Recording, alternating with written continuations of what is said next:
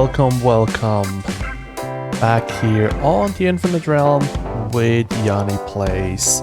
Yes, we completed one more building, and slowly but surely this side of the village starts to take some shape.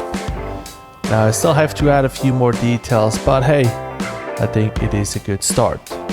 And as you can see, the inside, well, you can because you're standing in the door. Come on in. So on the inside, I just put a few little details up here and there just to give it a little bit of ambience.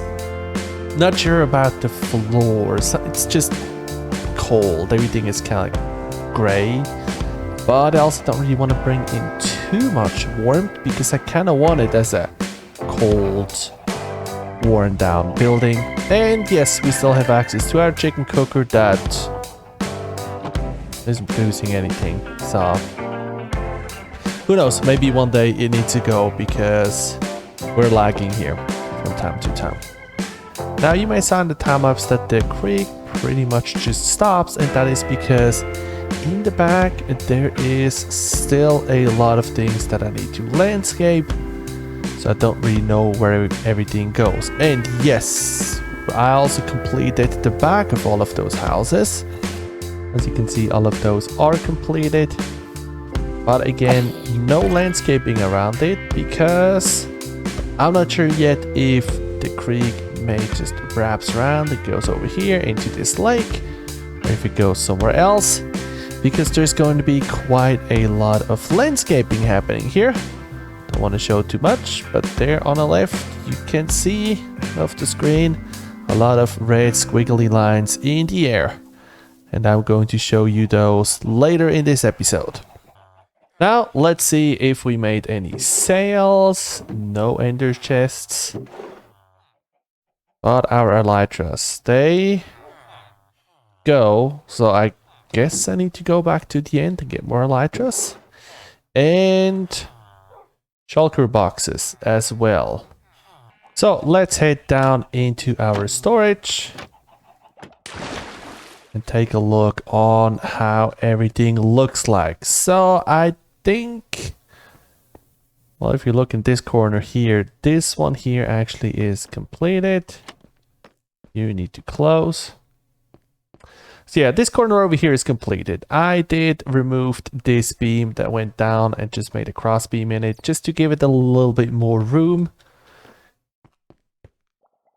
And then I decided to go with a fairly simple wall design. I may replace those wall pieces with something darker just to give it a little bit more of dimension, because if you look at it right here from the front, it is kind of hard to see that there is any detail in it. And I was thinking probably some blue lanterns would look good as well. So we're still gonna add a few other details on here. And on the wall behind it, I went with quartz. Now, unfortunately, I just have 2 masons right now. So using up quite a lot of quartz, even though, yes, I'm cheating. I'm just doing the upper part. But hey, if you stand over here, you can't see it. You cannot see it. I think the only way that you may be able to see it... No, it goes too fast. Let's try this one. Yeah, it goes too fast. We can leave that. But then the question is floor design. What are we going to do? I think I'm probably going to start raising it up so that we are on floor level with this one here, so that we don't have to jump up and down all the time when we want to go up. And of course, we are going to light everything up to make sure that we are not having any more creepers in here. Oh, also, I'm not sure if I showed you this side. So still plenty of empty silos over here that we can add stuff. So pretty much nether and end related. We're going to have some prismarine stuff, and it eventually will fill. But the one part that I still haven't done is the overflow chest, and we're definitely overflowing. So we're gonna have to start building on this wall here so that I can manually sort everything in, because otherwise it is just too big of a mess. Alright, this wall here is also completed. We still have a little offset to the quartz wall. Of course, it's not as much as over here, but I think having a little offset is going to look pretty nice. And now it's time to start lining up some chests. So the wall of chests is completed. I'm probably going to put one more layer on top, but that's something that I'm going to add on later on when we actually realize that we need more.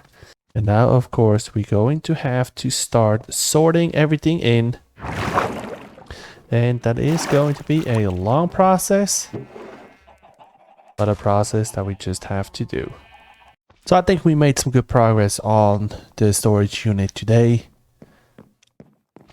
Some parts, like the one over here, are 100% completed. A lot of things are sorted into the wall over here. Areas like that, I still need to do the trapdoors and the quartz in the back.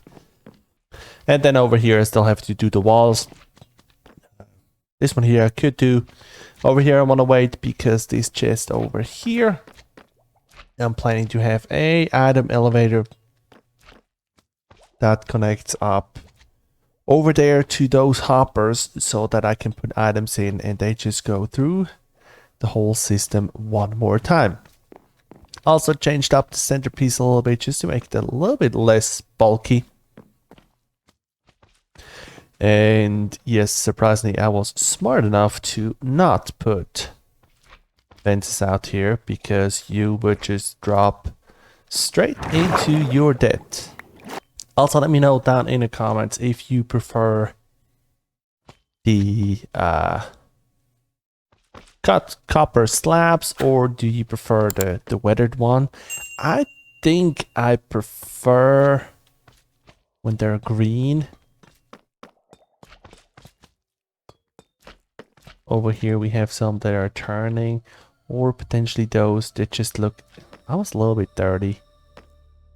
So, but yeah, let me know in the comments, which one do you prefer? Now it's time to start building on Hogwarts.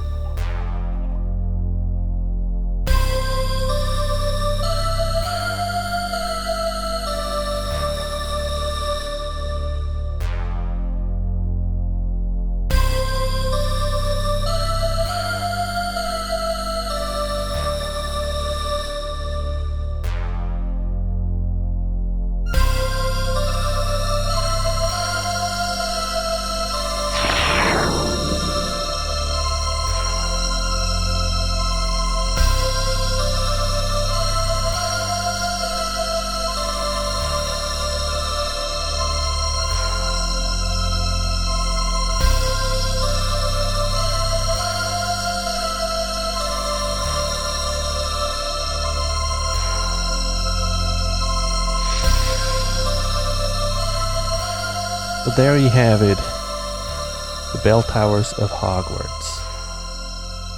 And as you can see, that's why I haven't landscaped anything here yet. That's why I haven't built any further.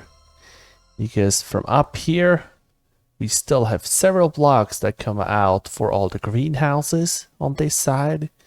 There's gonna be a wall and then it slowly starts to come down, wind down, and goes into Hogsmeade. But let's go and get some more rockets so we can fly over there and take a little bit a closer look at everything. So when you walk out from our village, then you are already going to see Hogwarts and you're going to see the two bell towers. That is the side where the greenhouses are, and then somewhere down here is going to be the Quidditch field. So that is the side that is towards the land, and also the back part is towards the land.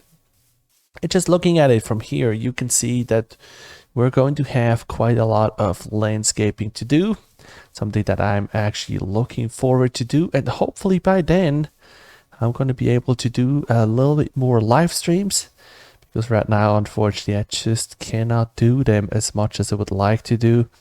So standing up here, you actually still cannot see the other side. And currently, my render distance is set to 22. So you have to set it to 24 to see everything. But let's see if we can get somewhere.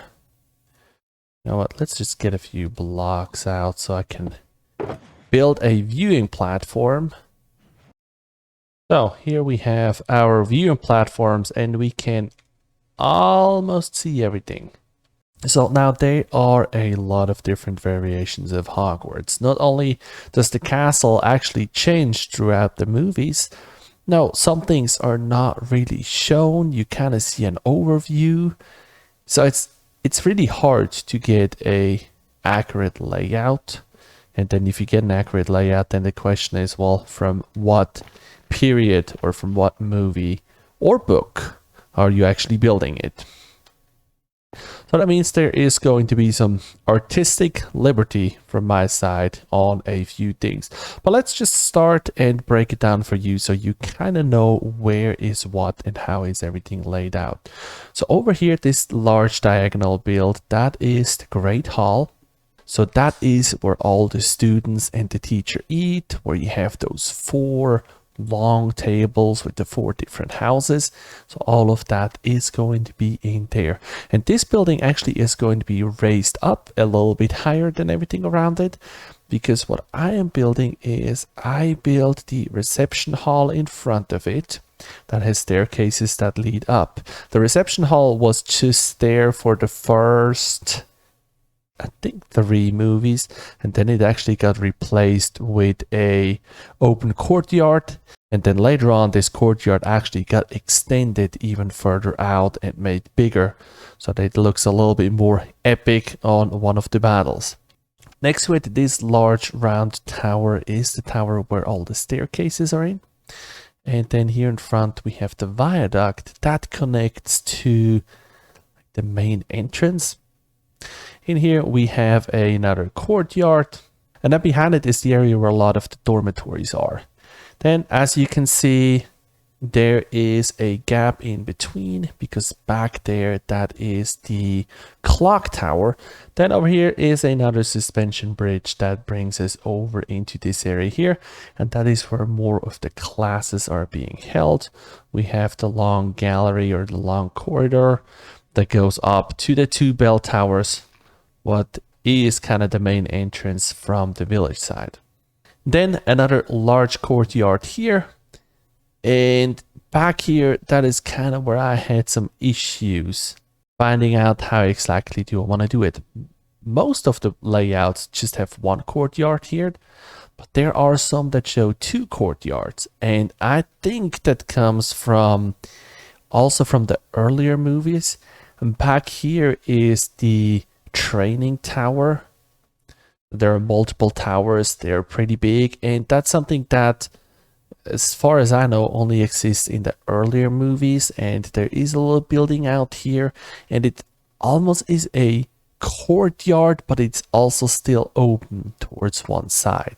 So back here, expect a few changes when I start building everything. And then up here, if you are a Harry Potter fan and you know a lot about Hogwarts, and you may even know more than I do because I'm for sure not a specialist, you see those 2 outlines are different than from most of the pictures that you see from Hogwarts. This one back here is actually the Tower of Defense Against the Dark Arts. And this tower later on got moved down a little bit to the center of the courtyard, flipped around, so the arch is on this side, and then built up quite a bit higher, and that was the astronomy tower. So I'm not going to build the astronomy tower. I am going with the older variant that has the Tower of the Defense Against the Dark Art. But I went with that because I really wanted to build the towers back here from the training grounds. And in the newer pictures, I don't see that anymore. And I think if I would have gone with a large astronomy tower and this one back here, we would have just way too many towers. So I'm out here at the jungle because I need a lot of this one down here. Building something big as Hogwarts requires a lot of scaffolding, and you need quite a lot of bamboo to get some scaffolding going.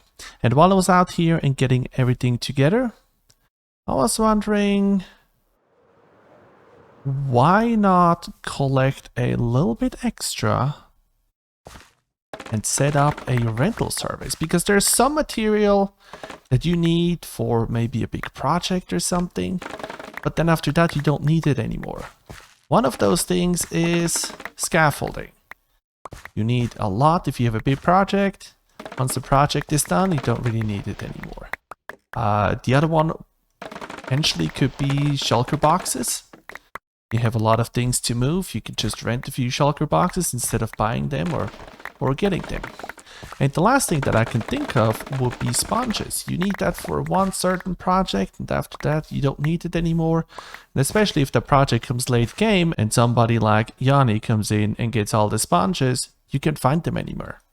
So to finish up this episode here, we are going to collect some resources and set up a little shop.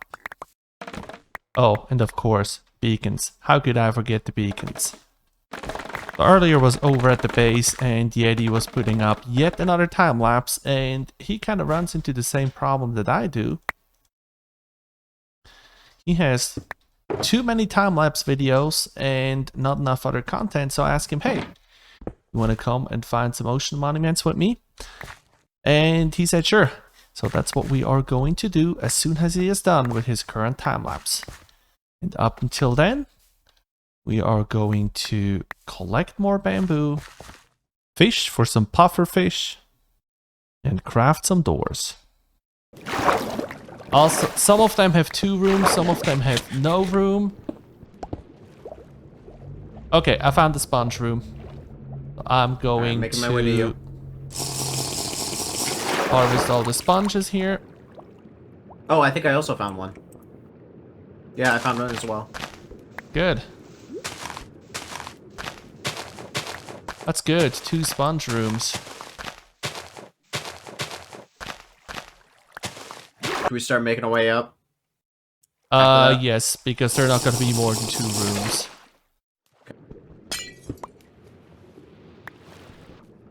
Hold on, a 3rd sponge room? I never had that. Let's get the top Elder Guardian.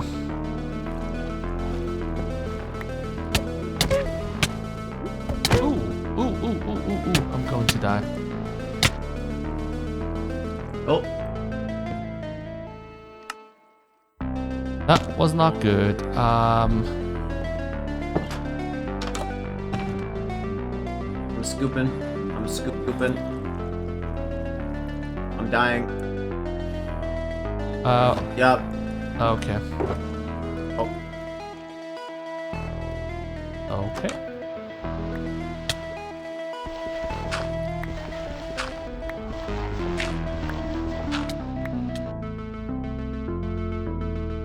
So, the good news.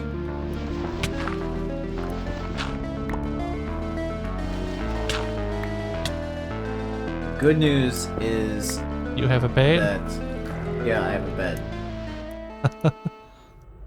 The bad news is I have slept in said bed. Oh. Well, I think I should be able to recover everything.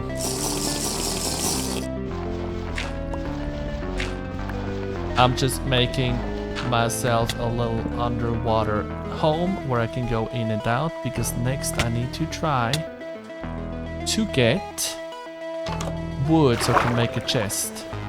And I know I lost wood somewhere. Yeah, I think the only thing I'm missing is my netherite pick.